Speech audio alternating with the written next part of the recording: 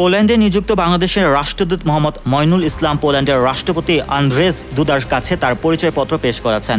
বুধবার পোল্যান্ডের বাংলাদেশ দূতাবাস এক বিজ্ঞপ্তিতে জানায়, পরিচয়পত্র পেশ অনুষ্ঠান উপলক্ষে পোল্যান্ড সেনাবাহিনীর রাষ্ট্রদূতকে গার্ড অব অনার দেয়। রাষ্ট্রপতি আন্দ্রেজ দুদা আন্তরিকভাবে রাষ্ট্রদূতকে স্বাগত জানান এবং তার দায়িত্ব পালনে সব ধরনের সহযোগিতার আশ্বাস দেন। তিনি বাংলাদেশের অর্থনৈতিক অগ্রগতি এবং আন্তর্জাতিক ক্ষেত্রে সক্রিয় ভূমিকার প্রশংসা করেন।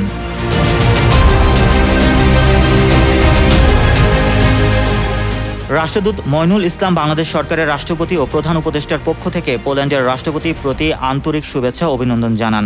তিনি বাংলাদেশ ও পোল্যান্ডের মধ্যকার বন্ধুত্বপূর্ণ সম্পর্ক এবং বাণিজ্য ও বিনিয়োগ, শিক্ষা, জনশক্তি, প্রযুক্তি ও সাংস্কৃতিক বিনিময় সহ বহুমাত্রিক সহযোগিতা আরও জোরদার করার প্রতি তার অঙ্গীকার পূর্ণ ব্যক্ত করেন। তিনি ঢাকায় পোল্যান্ড দূতাবাস চালু করার বিষয়টি বিশেষভাবে তুলে ধরেন। Mohammad Russell, news 21 news desk.